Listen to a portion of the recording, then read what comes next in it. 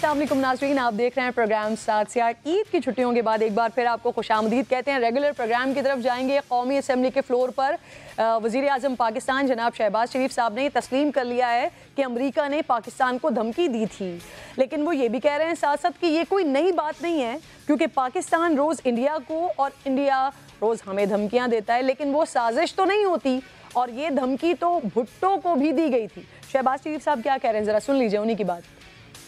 हमने national security council की meeting की।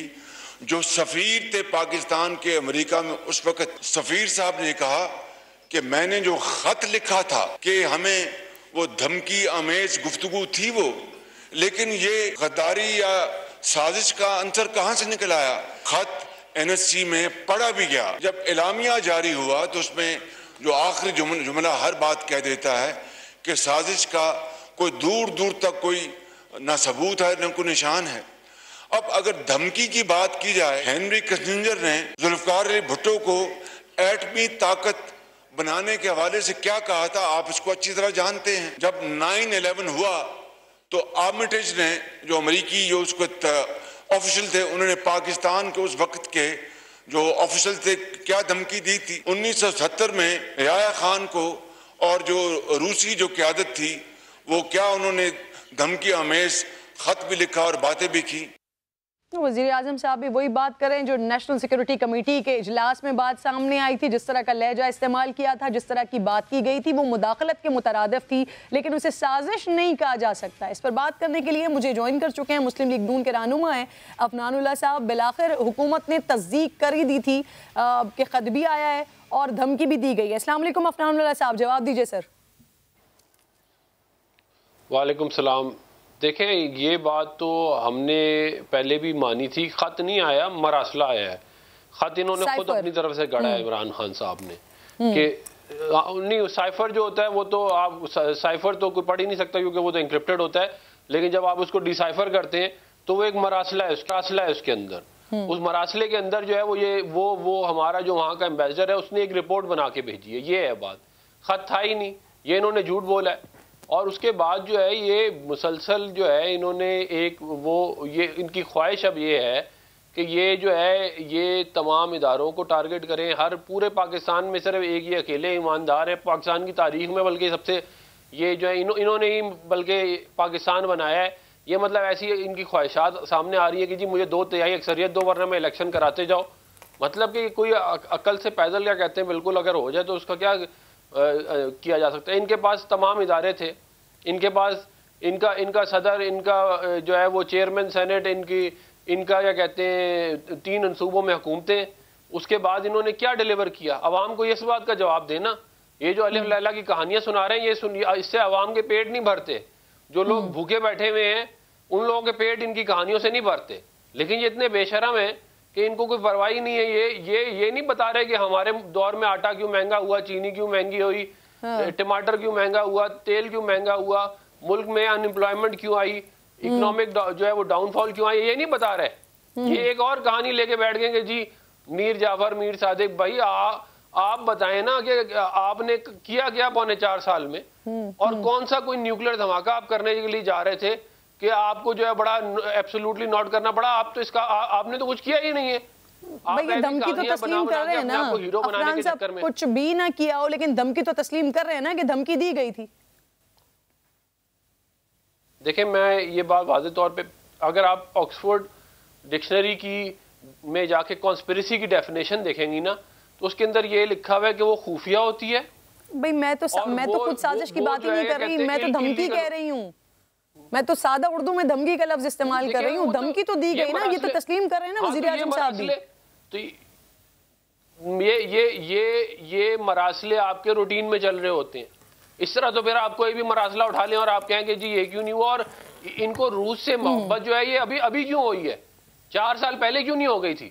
ये तो हुकूमत 4 साल पहले आई थी। ये इसी तरह की धमकी है जैसी याया खान को, भुट्टो को दी गई है। अफनान साहब नहीं, वैसे बिल्कुल भी नहीं है। अच्छा, मैं ये तो कह रहा हूँ ना, मुझे आप एक बात बताएं कि क्या हम न्यूक्लियर धमाके कर रहे थे, क्या हम न्यूक्लियर प्रोग्राम बना रहे थे, क्या वॉर ऑन टेरर ये ऐसी नहीं है। तो शहबाज शरीफ साहब गलत कह रहे हैं। इनकी औकात ही क्या है। असेंबली फ्लोर पर मिसालें क्यों दी हैं? बाइडन भाई वैसी धमकी नहीं है तो फिर असेंबली फ्लोर पे उन्होंने मिसालें क्यों दी? सुन तो लेना मेरी 2 मिनट बाद आप। मैं ये कह रहा हूं कि वो आवाम को बताना ये चाह रहे थे कि धमकियां इस तरह के सिचुएशन में आती हैं, न्यूक्लियर धमाके कर रहे हो तब आएगी, या वॉर ऑन टेरर जो है वो शुरू हुई भी तब आएगी, या न्यूक्लियर प्रोग्राम शुरू कर रहे हैं तब आएगी। इस तरह थोड़ी होता है कि बस एम ही क्या कहते हैं आप, अच्छा वो ये कहना चाह रहे थे। आपने किया क्या है जो आपको धमकी देगा कोई? आपने किया क्या है जो आपको धमकी देगा कोई? बात सवाल तो ये, सवाल ये है ना, आपने 4 साल से रशिया के साथ क्यों नहीं ताल्लुकात ठीक है? अगर आप समझते थे कि रशियन ब्लॉक में होना चाहिए था तो आप 4 साल से झक मरा रहे थे। 4 साल पहले करते ना आप। अफनान साहब प्लीज, मैं अपने प्रोग्राम में इस तरह के वर्ड्स की इजाजत नहीं देती सर। मैं आपसे रिक्वेस्ट करूंगी आया करें प्लीज, मौज़िब ज़बान में बात किया करें। मेरी गुजारिश सुन लेना। या कहते हैं आप, अब मुझे बात तो कर लेने दे। मैं ये कह रहा हूं कि क्या ट्रंप के पास ये नहीं गए? क्या लेने गए थे ट्रंप से? अगर ये इतने बड़े खुददार और सारी इनकी है तो ये क्या लेने के लिए गए थे उसके पास? तो इनको जो है ये अजीब क्या कहते हैं, वापस आके कह रहे हैं मैं वर्ल्ड कप जीत गया हूं, और अब कह रहे हैं कि जी मुझे वो रशिया याद आ गया। मतलब कोई अकल होनी चाहिए, सर पैर होना चाहिए ना बात का। सिर्फ आवाम को बेवकूफ बनाने के लिए, आवाम को ट्रक की बत्ती के पीछे लगाने के लिए काम हो रहा है। सही। अच्छा, इमरान खान जो बयानिया को लेकर चल रहे हैं, जो फौज मुखालिफ बयानिया कहा जा रहा है, उसके ऊपर असेंबली फ्लोर के ऊपर हो गई है करारदाद मंजूर। अब आगे फर्दर आप लोग क्या करने जा रहे हैं? क्या मुकदमा होने जा रहा है, कार्रवाई होने जा रही है, करने क्या जा रहे हैं? देखिए, इमरान खान साहब जो है वो बहुत सारे करप्शन के केसेस के अंदर इन्वॉल्व हैं। उसके अंदर आज एक केस जो है वो पीटीवी के ऊपर जो इन्होंने जो है वो एक चैनल को जो है वो ठेके दिए जो इनको बहुत सपोर्ट करता है, और अरबों रुपए का उसको फ़ायदा दिया, बीच में किक बैक भी खाए। उसकी एफआईए ने इन्वेस्टिगेशन शुरू कर दी है। उसमें प्राइम एक्यूज फवाद चौधरी और इमरान खान ही है।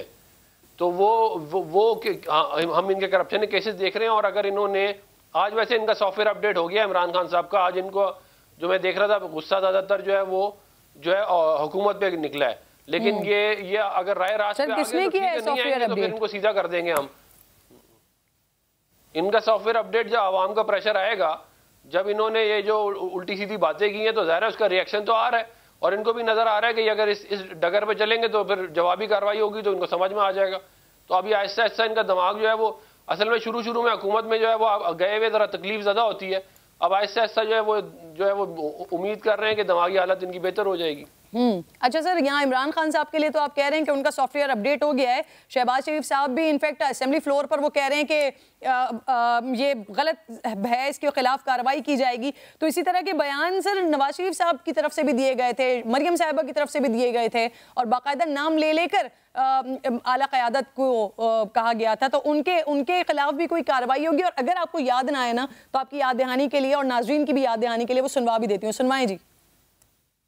जनरल बाजवा एक सुलझे हुए आदमी है, एक वो उसके अंदर ठहरा हुआ है, इसलिए वो बर्दाश्त कर रहे हैं क्योंकि वो बिलीव करते हैं डेमोक्रेसी के अंदर। जनरल बाजवा ने जिस तरह इस हुकूमत की मुश्किल वक्त पे मदद की, ये जो कोशिश कर रहे हैं कि हमारी फौज और गवर्नमेंट के बीच में दरार डाले, मैं ये गेम सारी समझता हूँ। इस वक्त एस्टेब्लिशमेंट का है कि हम न्यूट्रल है, बड़ा अच्छा न्यूट्रल है। आज अगर पाकिस्तान बचा हुआ है, उसकी असल वजह यह है कि हमारे पास एक मजबूत फौज है। हमारे दुश्मन हैं, वो पूरी कोशिश कर रहे, उन्होंने करते रहे हैं कि मुल्क 3 हिस्सों में हो जाए, टूट जाए। तो एक मजबूत फौज इस मुल्क के लिए बहुत जरूरत है। मीर जाफर जो मुसलमानों का, मुगलों का गवर्नर सिराजुद्दौला था, उसका सिपहसालार था, कमांडर इन चीफ था, उसने अंग्रेजों के साथ मिलके गद्दारी की सिराजुद्दौला से। ये गद्दारों ने आज ये किया पाकिस्तान से, जिनसे भी गलती हो गई, एक ही तरीका है गलती ठीक करने का, फौरी इलेक्शन करवाओ। पहले साजिश होती है, पूरी तैयारी होती है, और फिर मुदाखलत होती है। बूट पॉलिश ऊपर बैठा दिया हमारे ऊपर, मीर जाफर को ऊपर बैठा दिया। इमरान खान हमारा सच हदफ नहीं, हमारा मुकाबला इमरान खान से नहीं, हमारी जदोजहद इमरान खान को लाने वालों के खिलाफ। आपने हमारी अच्छी भली चलती हुकूमत को रुखसत करवाया और मुल्क और कौम को अपनी ख्वाहिशात की भीड़ चढ़ाना। इमरान खान साहब ने अंपायर को साथ मिलाकर मुंतखब हुकूमत को गिराया, और उस अंपायर का नाम है जनरल फैज हमीद। मेरा केस पॉलिटिकली इंजीनियर्ड है। एक इलेक्टेड प्राइम मिनिस्टर को पैनामा करके उसको JIT के सामने पेश किया जाए। वो JIT जिसको ISI का एक रिटायर्ड ब्रिगेडियर चलाता है। दुनिया का पहला पागल इंसान देखा है जो इसलिए रो रहा है कि इदारों ने आइन का साथ देने का फैसला क्यों कर लिया। ये जो जल्दी जल्दी इलेक्शन कराने का मंसूबा है ना, इसमें इलेक्शन कराना मकसूद नहीं है। इमरान खान तकर्रियों में मदाखलत चाहता है। अंदरूनी रजीम चेंज की बैरूनी साजिश हुई है और इसका मतलब ये है कि हम पाकिस्तान की सिक्योरिटी एजेंसीज पर नो कॉन्फिडेंस का इजहार कर रहे हैं। ये साजिश जो है इमरान नियाजी कर रहा है, इदारों को बुरा भला कह रहा है। कल जो उसने जुबान इस्तेमाल की है, अगर इसको आइन और कानून के दायरे में रहकर सख्ती से ना रोका गया, इस मुल्क में भूचाल आ सकता है। आबिद साहब, ये मसला क्या है आखिर? जब पावर में होती हैं उस वक्त इदारों की हिमायत में होती हैं, पाकिस्तान के लिए नागुज़ीर, पाकिस्तान के लिए ज़रूरी जैसे बयानात, यानी अवामी तर्जुमानी हो रही होती है अवाम की। लेकिन जैसे ही ऑपोजिशन में आते हैं क्यों मुखालिफत शुरू हो जाती है? ये मसला क्या है, कहाँ है? देखें, मैं अब क्योंकि आपने एक डिबेट शुरू की है तो मैं थोड़ा सा इसको मैं लिटरेरी और एकेडमिक टच देना चाहूँगा। सैमुअल पी हेनिंगटन ने एक किताब लिखी जिसका नाम था सिविल मिलिट्री रिलेशंस जी, और उस सिविल मिलिट्री रिलेशंस में उसने जो था वो सोल्जर को और मिलिट्री प्रोफेशन को डिफाइन किया जी। और उसमें उसने एक बड़ा खूबसूरत जुमला लिखा। उसने कहा कि जो बिजनेसमैन है ही commands income, politician commands power और प्रोफेशनल्स दे कमांड रिस्पेक्ट। अब आप इस कॉन्टेक्स्ट में आप देखें तो जो प्रोफेशनल, 3 किस्म के प्रोफेशंस होते हैं। एसोसिएशनल प्रोफेशंस जिसमें डॉक्टर्स आते हैं, जिसमें जो है लॉयर्स आते हैं। ब्यूरोक्रेटिक प्रोफेशन जिसमें ब्यूरोक्रेसी आती है और डिप्लोमेसी आती है। और अल्ट्रुइस्टिक प्रोफेशन जिसमें आर्मी आती है। अब मिलिट्री सोशियोलॉजी में अगर आप देखिए तो जो फ्रेटर्निटी है, लॉयर्स की फ्रेटर्निटी होती है, दे रिक्वायर रिस्पेक्ट। डॉक्टर्स की फ्रेटर्निटी है, दे रिक्वायर रिस्पेक्ट। मिलिट्री की जो फ्रेटर्निटी है, it is a fraternity, it's a brotherhood और कॉमरेडशिप। क्योंकि मिलिट्री मैन ने जान देनी होती है। जान तो किसी भी प्रोफेशन में जा सकती है, डॉक्टर की भी जा सकती है, लॉयर की भी जा सकती है, लेकिन वो रेशो बहुत कम होता है। इसमें रेशो क्योंकि बहुत ज्यादा है, प्रोबेबिलिटी बहुत ज्यादा है, इसीलिए इस प्रोफेशन में और सोल्जर को रिस्पेक्ट चाहिए। अब आप सुन रहा था आपकी बात, जो आप सारी बात पीछे कर रही थी, एक्चुअली देखिए कि कुछ मिसनॉमर्स जब आप क्रिएट कर लेते हैं, जब आप नैरेटिविटी के अंदर कुछ मिसनॉमर्स ले आते हैं और आप जब डिफाइन नहीं कर पाते कि पॉलिटिकल टारगेट्स क्या हैं, तो फिर बहुत सारी ऐसी चीजों को भी बीच में एम्ब्रॉयल किया जाता है जो कि स्टेट के इंस्टीट्यूशंस हैं, जो स्टेट की सोवरेनिटी के लिए, स्टेट की सिक्योरिटी के लिए बहुत जरूरी है और जिनको ए पार्टिसन होना चाहिए। जैसे DGISPR ने भी कहा था कि आर्मी जो है वो न्यूट्रल नहीं है, या न्यूट्रल नहीं, आप ए पॉलिटिकल का लफ्ज इस्तेमाल करें। न्यूट्रल तो अगर आप एनिमल को कहें तो एनिमल भी न्यूट्रल नहीं होता। आप कभी एक मुर्गी को, क्योंकि आजकल जानवरों की बहुत मिसालें दी जाती हैं, तो मैं भी वो जो कीपिंग दैट एनालॉजी, उसी में एग्जांपल देता हूँ। आप मुर्गी के चूजे पे अटैक करके देखें तो मुर्गी आप पे हमला कर देगी, न्यूट्रल तो वो भी नहीं रहेगी, क्योंकि वो इंस्टिंक्ट बेस्ड है। Animals are instinct based, human beings are either political or apolitical. तो हर प्रोफेशनल बेसिकली ए पॉलिटिकल होता है। तो इसलिए इस डिबेट को अब आई थिंक हमें इससे आगे जाना चाहिए, क्योंकि ये देखना चाहिए कि कंट्री इस वक्त किस स्टेज से गुजर रहा है। हम एक बहुत स्वेयर क्लाइमेट चेंज के अंदर हैं, और इसके साथ साथ आप अगर देखें तो इकोनॉमिक कंडीशन क्या है, क्रॉप्स की क्या कंडीशन है, वाटर की क्या सिचुएशन है। तो I think let's punch above the weight of this partisan debate, और इस वक्त इन कंस्ट्रक्टिव इश्यूज पे सोचना चाहिए और let the political process decide कि जी ये चीजें किस तरह से इक्वेट होती हैं, और इसके अंदर इंस्टीट्यूशंस को आई थिंक मलाइन नहीं करना चाहिए। ठीक, सही। सर, ये सवाल अफनान साहब मैं आपकी तरफ लेकर आती हूँ, और मैं सिर्फ इस पे आपसे मुस्लिम लीग नून के हवाले से बात नहीं करूंगी सर, मैं ओवरऑल बात करूंगी। ये क्या होता है जब पावर में होते हैं, पोजीशन में होते हैं, उस वक्त हिमायत कर रहे होते हैं, लेकिन ऑपोजिशन में जाते ही तेवर ही बदल जाते हैं, तरीका ही बदल जाता है, इदारों के ऊपर चढ़ दौड़ते हैं, ऐसा क्यों? देखिए, ये मुझे थोड़ा सा क्या कहते हैं, अफसोस इस बात का है कि अगर आप इस बात पे थोड़ी सी रिसर्च करती हैं तो शायद आपको वैसे ही पता चल जाता कि इसका जवाब क्या है। बात यह है कि हमने कभी भी ये नहीं कहा कि इदारे जो हैं वो आके हमें इलेक्शन जितवाएं। हमने यही बात की है, जो कर्नल साहब कह रहे हैं कि ये ए पॉलिटिकल होते हैं, इनको ए पॉलिटिकल रहना चाहिए। इनका जो काम है वो ये करें और उसकी वजह से उनकी रिस्पेक्ट भी बढ़ेगी। इमरान खान साहब ने इनको ड्रैग किया है बार बार और अभी भी ड्रैग कर रहे हैं उनको।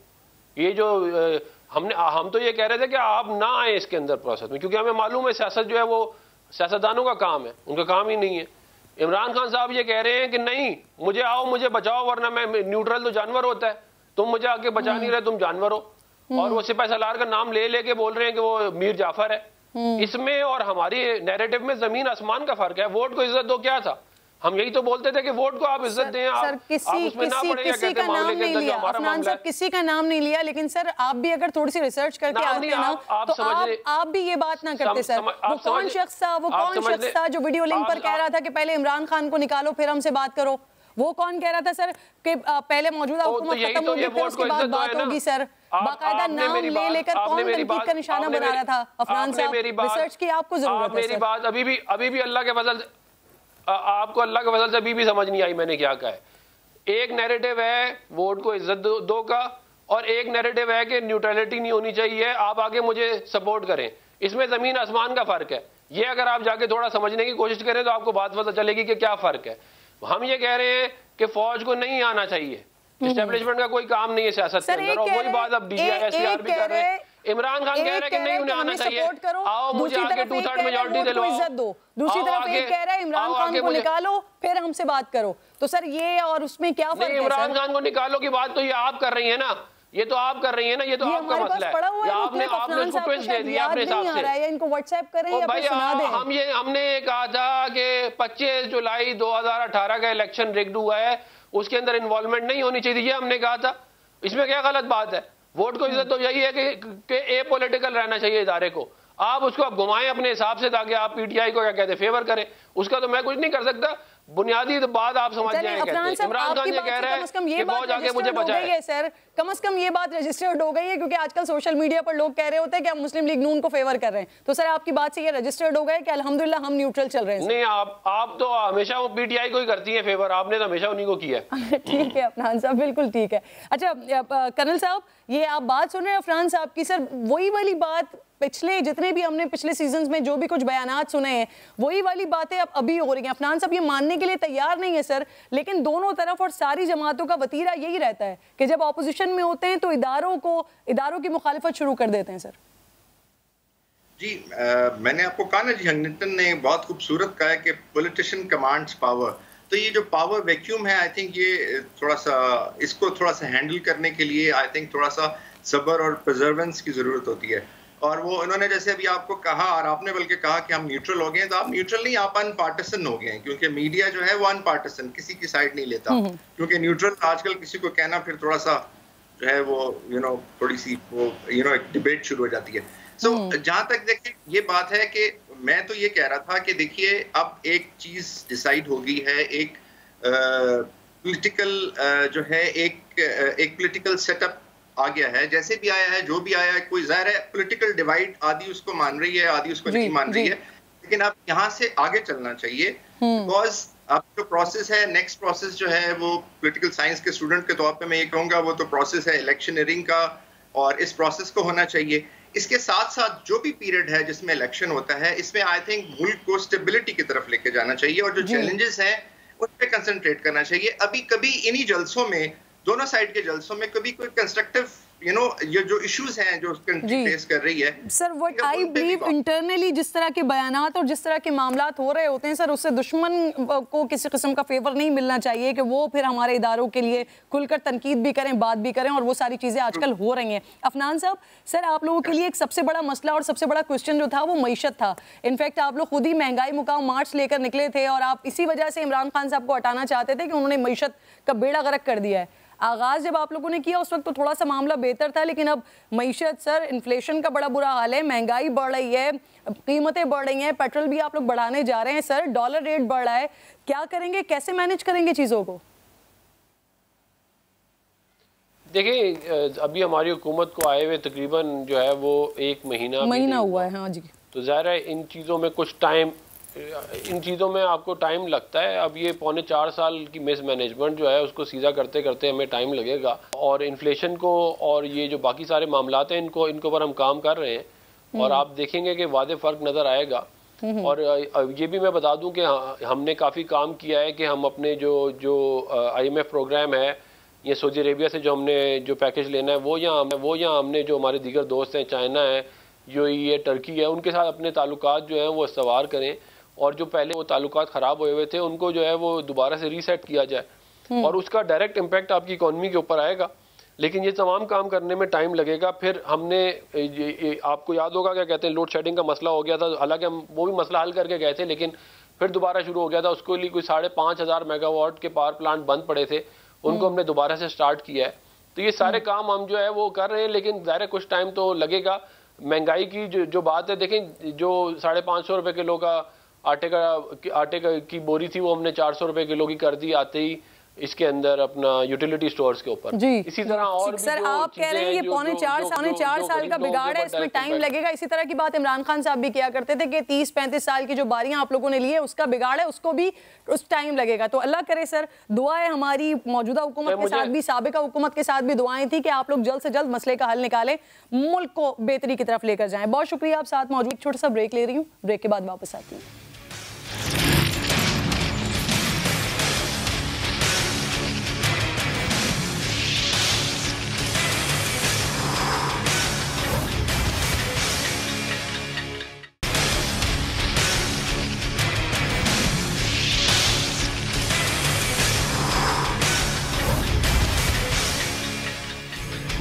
पाकिस्तान तहरीके इंसाफ से हमें मेहमान ज्वाइन करेंगे और उनसे भी ऑब्वियसली यही बात करेंगे कि आखिर ये सिलसिला है क्या। फवाद चौधरी साहब पाकिस्तान तहरीके इंसाफ से साबिक वज़ीर हैं, मुझे ज्वाइन कर चुके हैं। बहुत बहुत शुक्रिया फवाद साहब। अस्सलाम वालेकुम।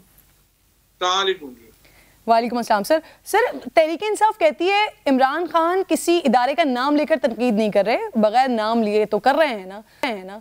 तो क्या ये अंदाज फवाद साहब दुरुस्त है? क्यों खान साहब बार बार इदारों से कह रहे हैं कि वो न्यूट्रल ना रहें, मुल्क की सियासत में मुदाखलत करें, मामलात में मुदाखलत करें? फवाद साहब ये दो हिस्से हैं ना। पहली बात तो ये है कि देखें इदारों के ऊपर तनकीद इमरान खान ने नहीं की है और ना ही कोई जो है उन्होंने किसी शख्सियत को जिस तरह से नून लीग माजी में निशाना बनाती रही है इमरान खान ने नहीं किया। जहाँ तक इदारों के किरदार की बात है, पाकिस्तान की एक तारीख है, उसमें जो इदारे हैं उनका सियासत में एक रोल रहा है और जब भी इदारों का सियासत में रोल होगा जाहिर है वो डिस्कशन होगी। या तो अब जमहूरियत है, जमहूरियत में तो डिस्कशन होती है, उससे क्या करना। फवाद साहब वजीर आजम साहब कह रहे हैं कि जिस तरह से सिराजुद्दौला के सिपाही सालार का नाम लेकर तनकीद की गई है, ये बराह रास्त इदारे के सरबराह को निशाना बनाया है खान साहब ने। ये किसने कहा? शहबाज शरीफ साहब कह रहे हैं, असेंबली फ्लोर पे बात कर रहे हैं। तो भी उसका जवाब दिया है ना इमरान खान ने। उन्होंने बताया कि ये खानदान पूरा ही झूठा है। उन्होंने कहा कि ये वो लोग हैं जिन्होंने एक भाई को भाइयों को लंदन बैठा दिया है, वो वहां से रोज फौज की शख्सियत को नाम ले लेके करते हैं और ये यहाँ पे बैठा हुआ जो है अपना चूरन बेच रहा है। तो अभी प्राइम मिनिस्टर इमरान खान साहब ने इसको अपने अभी क्लियर किया है। उन्होंने कहा सबसे बड़े मीर जाफर और मीर सादिक, नवाज शरीफ और शहबाज शरीफ। फवाद साहब वैसे sir what's your opinion sir, फौज को सियासी मामलात में मुदाखलत करके इलेक्शंस करवाने चाहिए, आप क्या समझते हैं? 100% पहले तो फौज ने कराएं। आप जरा भाई काकड़ का दौर उठा के देख लें। होता यह है कि जब भी पाकिस्तान में तलखियां एक हद से बढ़ जाती हैं तो फिर इदारों ने हमेशा जो है वो किरदार अदा किया है और यहाँ पर भी अगर जो इलेक्शन कराने में जो भी किरदार है फौज ने हमेशा रोल अदा किया है, लॉ एंड ऑर्डर यहाँ पे बरकरार रखने में इलेक्शंस के दौरान। और जब भी एक कॉन्स्टिट्यूशनल इम्पास आया है तो उसमें उन्होंने रोल अदा किया है। उसमें क्या था सर, एक इंटरव्यू में खान साहब कहते हैं कि इदारे न्यूट्रल रहे, फिर जलसे में जाकर कहते हैं न्यूट्रल तो जानवर होते हैं, फिर गद्दारी की कहानियां भी सुना रहे हैं। बेसिकली पैगाम क्या देना चाह रहे हैं खान साहब? नहीं, उन्होंने अभी इदारों के ऊपर तो कोई बात नहीं की, तो आपकी इंटरप्रिटेशन है ना, ये आपका एक तशरीह है जो आपने खुद ही की है अपने दिमाग में, जो मेरा ख्याल दुरुस्त नहीं। सर अब ये इस तरह की तशरीह जो है ना वो लोग भी बहुत ज़्यादा कर रहे हैं, तो आपकी तरफ से, आप एक ऐसी शख्सियत हैं पाकिस्तान तहरीक इंसाफ की कि आपकी तरफ से क्लैरिटी मिल जाएगी, तो अगर मेरे दिमाग में भी कुछ अजीबो गरीब मकमसे हैं या लोगों के दिमाग में भी कुछ अजीबो गरीब है तो वो क्लियर हो जाएगा। इसलिए मैं आपसे इसकी वजाहत मांग रही हूँ कि बेसिकली खान साहब क्या मैसेज देना चाह रहे हैं? नहीं, 150 चैनल है, हर एक अपनी अपनी तशरीह करता है। कोई देखो ना, मेरी या तुम्हारी तशरीह तो नहीं ना को मानेगा, हर बंदा अपनी तशरीह कर रहा होता है। लेकिन हकीकत यह है कि इमरान खान ने इदारों को प्रिजर्व करने की बात की है। आज भी उन्होंने ये बात की कि देखें, हमारा तो जीना मरना यहाँ है, हम एवन फील्ड में अपार्टमेंट्स हमारे नहीं है, प्रॉपर्टीज हमारी नहीं है, हमारी कोई जायदाद बाहर नहीं है, अकाउंट्स बाहर नहीं है, और इदारों के बगैर मुल्क तो नहीं चल सकता। आपकी फौज नहीं होगी, आपका मुल्क 3 हिस्सों में डिवाइड हो जाएगा। आपकी जुडिशरी नहीं होगी, आपका मुल्क एक बहुत बड़े तूफान में गिर जाएगा। तो इदारों का इज्जत एहतराम और उसको मजबूत रखना तो जरूरी है, उसके बगैर तो मुल्क नहीं चलते। बाकी जो शख्सियात होती हैं, जैसे अभी आज भी जो जुडिशरी में जजेस जो हैं, वो जजेस के फैसले बात करते हैं, वो उनका एहतराम होता है। शख्सियात के ऊपर तो कभी आपको कुछ चीज अच्छी लगेगी, कभी कोई चीज अच्छी नहीं लगेगी। फवाद साहब, अगर वजीर आजम के बयान के मुताबिक हुकूमत इमरान खान साहब के खिलाफ मुकदमा दर्ज कर लेती है तो तहरीक इंसाफ का अगला कदम क्या होगा? क्या नवाज शरीफ और मरीम नवाज साहिबा के बयानात को लेकर तहरीक इंसाफ मुकदमे की दरख्वास्त करेगी? देखिए, हमने तो नहीं की और ना ही हम समझते हैं कि इस तरह के बयानात पे इस तरह का सियासी जो है वो पाकिस्तान में झूठे मुकदमे जिस तरह के आते इन्होंने शुरू कर दिए। तौहीन मजहब का कानून जो आज तक किसी हुकूमत ने सियासी मुखालफों के खिलाफ इस्तेमाल नहीं किया, इन्होंने उसको जो है वो इस्तेमाल किया।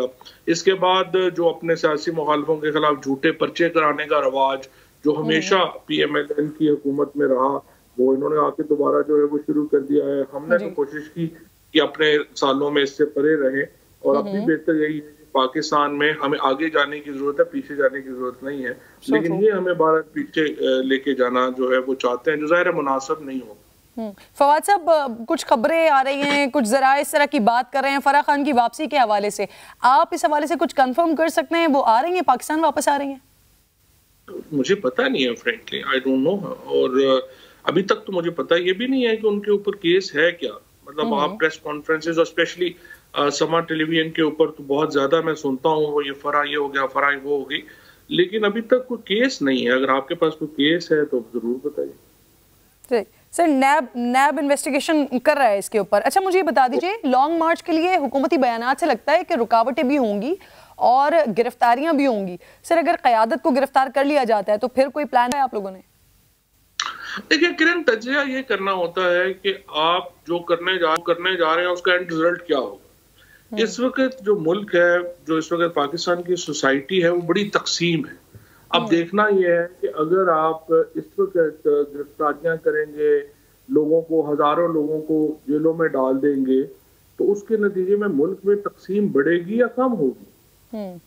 फैक्ट इज कि तकसीम बढ़ेगी। तो आज आप देख लें स्टॉक मार्केट में जो हुआ, आज आप देख लें डॉलर के साथ जो हो रहा है, पाकिस्तान की इकोनॉमी श्रीलंका मॉडल की तरफ जा रही है, जो बहुत ही खतरनाक है।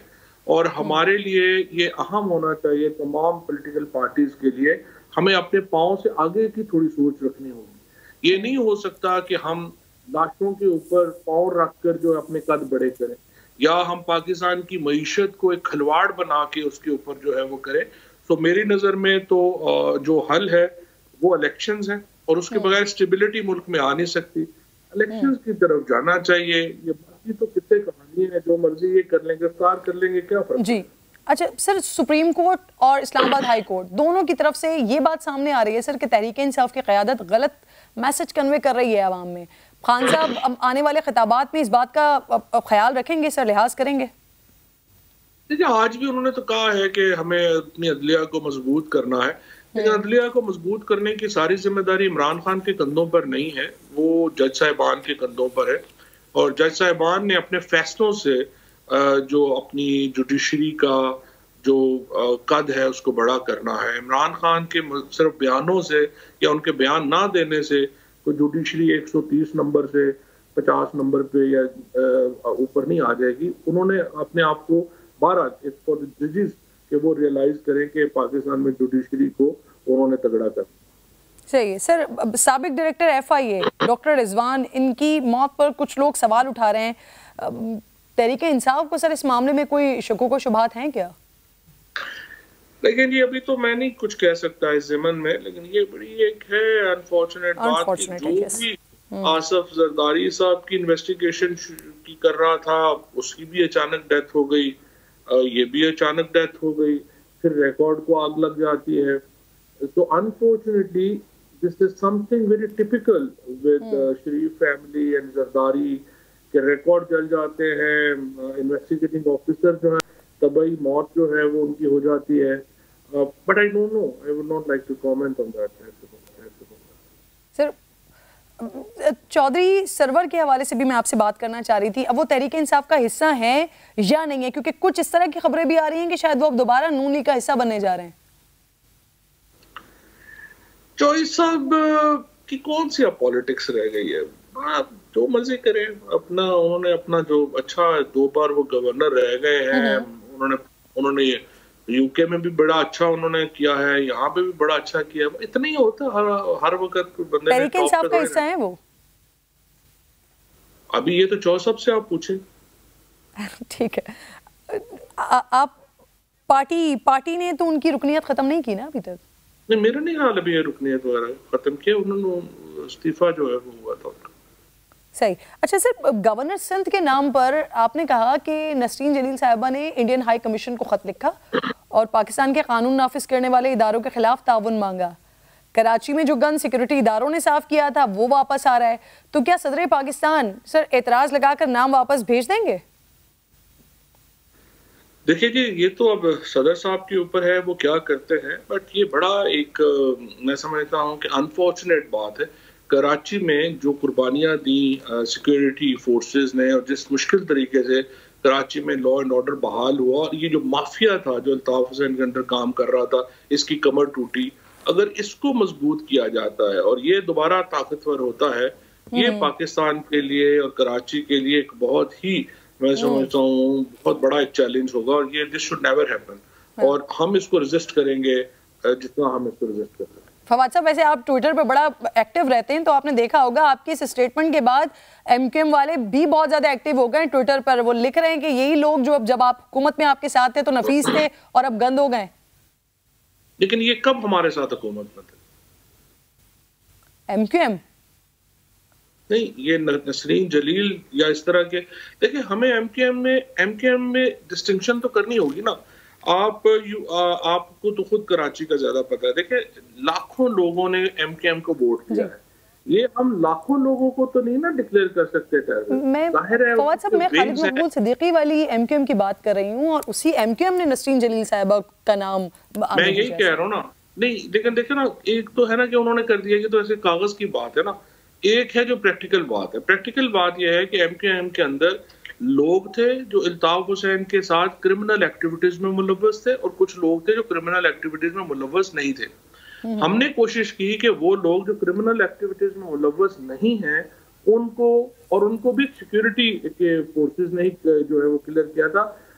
हमने फवाद साहब, मुझे MQM के कुछ नाम आप बता सकते हैं कि कौन से लोग हैं जो गवर्नर बन जाते हैं तो आप लोगों को इसके लिए इत्मीनान होगा? अगर मैं आपको आमिर खान साहब का नाम दूं तो अगर वो गवर्नर बन जाते हैं आपके लिए खुशाइंद होगा? नहीं, मुझे नहीं पता। मेरे ख्याल में जो भी बंदा जिसके ऊपर ऐसा नहीं है कि वो क्रिमिनल एक्टिविटीज में मुलव्वस नहीं रहा, टेररिज्म में मुलव्वस नहीं रहा, तो उसको जो है वो लगा दें। जैसे ये अपना अमीन भाई हमारे साथ थे, फरोग नसीम थे, इनकी कुर्बत तो अल्ताफ हुसैन से थी, लेकिन ये क्रिमिनल एक्टिविटीज का हिस्सा नहीं थे।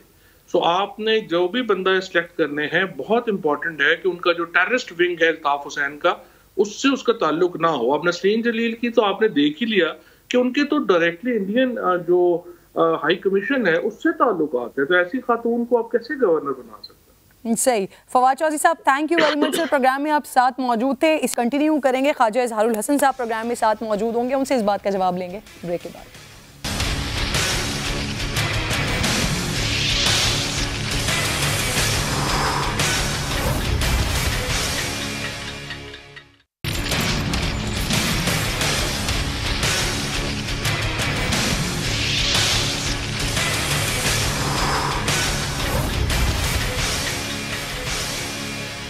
वेलकम बैक वंस अगेन जी। MQM और पीपल्स पार्टी सिंध की बेहतरी के लिए एक बार फिर एक हो गए हैं। अब ये कहने भी ना बड़ा अजीब सा लग रहा है, चले सियासत में फिर कुछ भी चलता है। तहरीक इंसाफ का साथ छोड़कर MQM को पीपल्स पार्टी और ऑपोजिशन हाथ थामने का सिला मिलना शुरू हुआ है। कराची का एडमिनिस्ट्रेटर और सिंध का गवर्नर अब MQM से होगा और वज़ीर आज़म ने इसके लिए नसरीन जलील साहिबा का नाम सदर पाकिस्तान को भेज भी दिया है। लेकिन पीपल्स पार्टी और MQM की दोस्ती पर अवाम क्या राय रखते हैं, जिनके नाम पर दोस्ती हुई है, सुन लीजिए। फिर ख्वाजा इजहारुल हसन साहब साथ मौजूद होंगे, उनसे बात करेंगे। उनको अपने साथ मिलाया तो किसी मकसद के लिए, मतलब के लिए मिलाया, वरना तो इससे पहले तो आप तो देख रहे थे कितने आपस में ये लड़ झगड़ रहे थे, एक दूसरे के ऊपर इल्ज़ाम लगा रहे थे। MQM यहाँ पर कराची में ख़ास करके उनका ओल्ड है और अब मुझे यकीन है वो अच्छा काम भी कर रहे हैं। अब वो बात नहीं है जो पहले वाली थी। अब ये MQM वो नहीं है ना जो पहले वाली थी, झगड़े फसाद ये वो नहीं है। PTI को छोड़ के अच्छा किया है मेरे तो ख्याल से कि ये सही है। उससे तो बेहतर है ना पीपल पार्टी से मिल जाना, अच्छी बात है। तो PTI से मिलना बुरी बात थी जो वो पहले उन्होंने कर लिया। गलत काम है ये, अच्छा नहीं करनी है और इरमान के साथ ज़्यादा सही था। जब इन्होंने PTI के साथ हाथ पकड़ लिए थे तो कम अज़ कम ईमानदारी से वफा तो करते। बेवफाई करके मुल्क के साथ, पार्टी के साथ गद्दारी है ये। 2 सीटों के लिए अपना ईमान बेच दिया। नेक्स्ट टाइम आप देखिएगा ना पीपल्स पार्टी नज़र आएगी ना MQM नज़र आएगी कराची के अंदर। वोट के हमसे लेते हैं और जाके तुम शेर के पास जा रहे हो, तीर के पास जा रहे हो, तो भाई हम फिर डायरेक्ट शेर या तीर को ही वोट क्यों ना दें हम, जब तुमने बेचना है। जेबों में पैसे तुम्हारे जा रहा है, गरीब आदमी रगड़ा खा रहा है। ख्वाजा इजहार ज्वाइन कर चुके हैं मुझे प्रोग्राम में। इजहार भाई अस्सलाम वालेकुम, लेट हो गए हैं आप थोड़े से, अब ज़रा मुझे जल्दी से बता दीजिए गवर्नरशिप जो है वो मिल गई है, लेकिन अब एडमिनिस्ट्रेटर उसके लिए क्या होगा, ऑब्वियसली इसके बारे में भी इनसे पूछना पड़ेगा। आते हैं तो ज़रूरी बात करते हैं क्योंकि कराची की आवाम जो है वो क्या राय रखती है इस वक्त वो आपको सुनाई दे रहा है। क्योंकि ये बहुत ज़्यादा पुरानी बात नहीं है, आज से 3, 4, 5 महीने पहले की बात है कि यही वो MQM हुआ करती थी कि तमाम कराची की खराबियों की जिम्मेदार पाकिस्तान पीपल्स पार्टी की हुकूमत को ठहराया करती थी। जब मुर्तज़ा वहाब साहब को एडमिनिस्ट्रेटरशिप दे दी गई थी तब भी बहुत ज़्यादा तनकीद का निशाना बनाया जाता था, और अब जब दोनों साथ मिल गए और ये तमाम जो जिम्मेदारी हैं अब MQM के पास आ गई है तो फिर ये दोस्ती भी हो गई है। मुझे ज्वाइन कर चुके हैं ख्वाजा इजहारुल हसन साहब। अस्सलाम वालेकुम। वालेकुम अस्सलाम। इजहार भाई गवर्नरशिप के लिए तो नसरीन जलील साहिबा का नाम दे दिया गया है सामने, एडमिनिस्ट्रेटरशिप के लिए किसका नाम दे रहे हैं, कौन है फेवरेट MQM से? एडमिनिस्ट्रेटर के लिए थोड़ा सा हमारी तरफ से ताखीर है क्योंकि हम चाहते हैं कि जो 2013 का जो कानून है वो सुप्रीम कोर्ट की रोशनी में थोड़ा सा उसकी वाज़े अमेंडमेंट हो जाए, क्योंकि अगर 2013 में एडमिनिस्ट्रेटर लग जाएं या मेयर लग जाएं तो बात तो वही होगी। लेकिन बहालत मजबूरी बहरहाल कोई ना कोई नाम देना है, लेकिन हमारी ख्वाहिश ये कि पीपल्स पार्टी इस मामले में ज़रा जल्दबाजी करे। मुसव्वदा हमने उन्हें दे दिया है। सही। अच्छा, अब मुझे ये बताइए कि गवर्नरशिप भी आपके पास आ गई, एडमिनिस्ट्रेटरशिप भी आपके पास आ गई, यहाँ पर 3, 4, 5 वजारतें भी आप लोगों को मिल जाएंगी सिंध हुकूमत में। जो उर्दू बोलने वाले हैं, जो कई सालों से, कई अरसे से MQM पाकिस्तान से उम्मीदें रखते हैं, उनके लिए क्या करने जा रहे हैं सर? देखिए 18 नुकाती जो विफाक में है वो भी उसके ऊपर भी अमल दरामद करेंगे, जैसे कि 13 नुकाती PTI के साथ था, बदकिस्मती से उस पर अमल नहीं हो सका। इसी तरह पीपल्स पार्टी के साथ भी 24-25 नुकाती है, और इस बार आपको बड़ी जितने नुकात आप पढ़ेंगे आपको ये लगेगा कि ये हमारे वही मसाइल हैं जो 30 साल से थे, जो मंजर-ए-आम पे नहीं आए और पाकिस्तान की लीडरशिप ने कभी तस्लीम नहीं किए। उस पर बहरहाल कौमी तरीके से सब ने रजामंदी इत्तेफाक राय की और साइन किया। तो हम चाहते हैं कि रोज़गार का मसला हो, डेवलपमेंट का मसला हो, जो कराची के सबसे बड़े 2 मसाइल हैं, उनमें जल्द अज जल्द पेशरफ्त हो, और वो मशरूत है लोकल गवर्नमेंट से, वो मशरूत है सुप्रीम कोर्ट भाई दफातर खुल जाएंगे आपके? मौजूदा वजीर आज़म इतने पावरफुल हैं सर? हमने तो दिलों में दफातर बना लिए हैं। इंशाल्लाह रमज़ान गुजरने के बाद हमने 10-15 दिन बाद आपको नए दफातर भी दफातर खुलने नए दफातर लेंगे इंशाल्लाह। 10-15 दिन में हम शुरू कर रहे हैं। सही। अच्छा, सवाल ऑब्वियसली अभी अगर आप थोड़े से लेट हुए हैं, कराची वाले जो बात कर रहे थे उनकी मैंने गुफ्तगू सुनवाई है। सर ये वही लोग हैं ना जिनको आप तबाही का जिम्मेदार कराची के समझते हैं, उन्हीं के साथ ही दोस्ती हो गई है, उन्हीं के साथ कंधे से कंधा मिलाकर चलेंगे, उन्हीं के साथ ही कराची की बेहतरी होगी। आप नहीं समझते MKM ने अपने ही वोटर्स को मायूस किया है? सर आपका मुझे एक प्रोग्राम याद है और आपने इससे ज़्यादा सख्त लहजे में हमसे कहा था कि ख्वाजा साहब जिन लोगों ने आपकी नशिस्तें छीनी उन्हीं के साथ आप विफाक में बैठ गए। तो मसला ये कि हमारी सूरत में तो सिक्के के दोनों तरफ एक ही निशान होता है, कोई भी उछालने हमारी तो शामत ही आती है। तो PTI के साथ हम हुकूमत में थे, फिर हमें आखिर 3 साल अब देखें ना, 3 साल में कहा महंगाई बढ़ रही है, आप हट जाएंगे तो इमरान खान की हुकूमत गिर जाएगी और ऐसा लग रहा है पेट्रोल 100 रुपये पे आ जाएगा। ऐसा नहीं है, लेकिन प्राइम मिनिस्टर इमरान खान साहब के साथ जो टाइम हमने गुजारा नेक नीयती से गुजारा, अलहदा हुए, ईमानदारी से बताकर सबसे आखिर में हम अलहदा हुए। और हमारे पास हालत क्या थी? इज़हार भाई आप थोड़े लेट हुए हैं, वरना मैंने आपके लिए थोड़ा ज़्यादा टाइम रखा हुआ था। प्रोग्राम का वक्त खत्म हो गया। इंशाल्लाह अगले प्रोग्राम में आपसे मजीद डिटेल में बात होगी। बहुत शुक्रिया आपके वक्त का। इंशाल्लाह नाज़रीन से मुलाकात होगी कल। अपना ख्याल रखिए। अल्लाह ने के बाद।